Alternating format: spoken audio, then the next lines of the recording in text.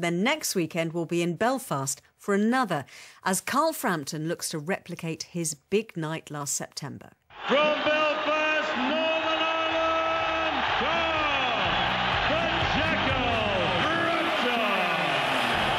So Carl Frampton has been working towards this moment for 5 years, dreaming of it for much, much longer. It's fantastic for Ireland, it's fantastic for Belfast, it's just fantastic. A right uppercut, a left uppercut, another right hand to the body. Now he opens up with 3, 4, 5 shots in the centre of the ring. This is a masterclass from Frampton. Paul the Jackal Frampton is a mean, mean fighter. A right hand over the top from Carl Frampton, and Kiko Martinez is down. Barry McGuigan is on his feet. The whole crowd are on their feet. 3, 4 shots from Frampton now, and he drives Martinez onto the ropes. Brilliant performance by Carl Frampton, and there goes the bell. Carl Frampton is the world champion. What an atmosphere when Carl Frampton won that world title last year. It's going to be the same next weekend. He faces American Chris Avalos in his first title defence. And you can hear full commentary on 5 Live from 10 o'clock next Saturday night. And George Groves will be alongside Mike as our expert summariser for that one. And Steve, it's another important step for Carl Frampton to become a superstar of the sport. Yeah, this is one of those annoying fights. The fight with Martinez was outdoors. It was in the Titanic Quarter, which was built, obviously, a sort of tourist attraction on the edge of Belfast where the Titanic was built. And it was brilliant. It was outdoors. It was freezing cold. There were either 18,000 or 20,000, depending on who your accountant is, inside the arena. It was a special, special night. The noise there just brings up the hairs now. And it was a fight that he was probably going to win because he'd already stopped Martinez. This is different. This is tricky. Because Avalos is a good fighter, but he's not a sexy fighter. And that's not a word I throw around casually, Ellie, as you know. And what I mean by that is he's not brilliantly marketable. There's half a dozen other guys at that weight who are probably better and bigger and easier to market, but he's got to fight this guy. It's a mandatory. So inside at the Odyssey, it will be heaving. You cannot buy tickets. If you sell your granny, makes no difference. No grannies accepted in part exchange, as Barry McGuigan would say. But Avalos could be a tricky, awkward and tough opponent on the night. And so much at stake for Frampton in the future. This is one of those nights when a champion can lose more than one fight, because if it goes wrong against Avalos or Frampton, then so many fights in the future are upended as well, because he just cannot carry the same level of status into those. You'll be able to hear it on 5 Live, as we said, but also significantly, it's on terrestrial TV. And how significant is that?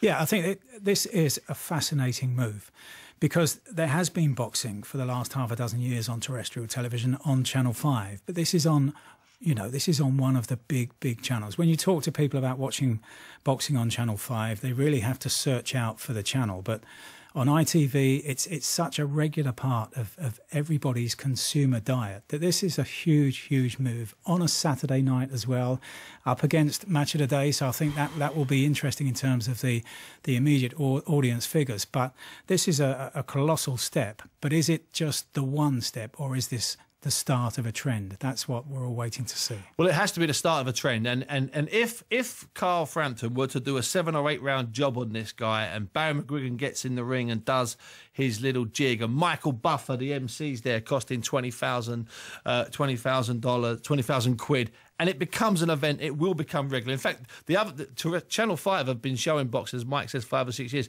And in fact, they're screening the Golovkin-Murray fight on Saturday night. So back-to-back weekends, rival terrestrial channels screening world title fights involving Brits. Well, first of all, it's never happened.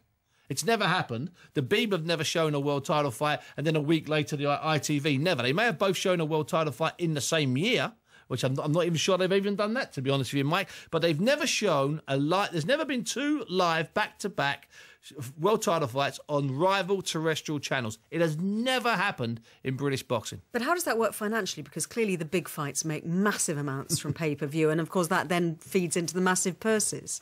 Well, Mike, you want to answer that?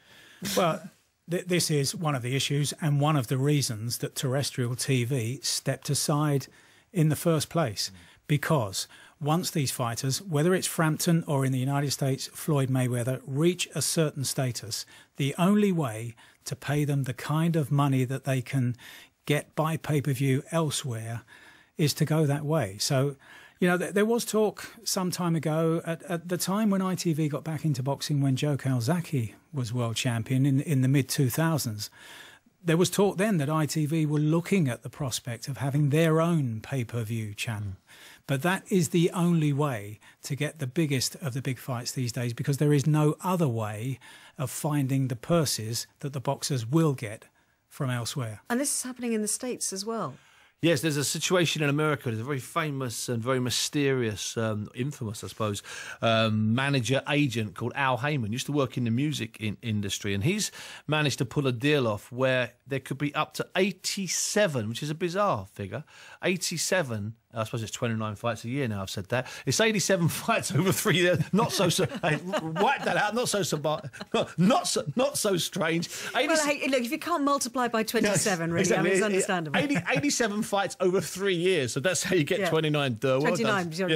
Exactly. So 87 shows over a 3-year period on terrestrial television in America, and also being shown at different times of day as well. Now, this is the kicker. So there'll be afternoon fights, which could, if there were British boxers involved, be perfect for us over here. So you won't have to pull a 5 o'clock in the morning shift.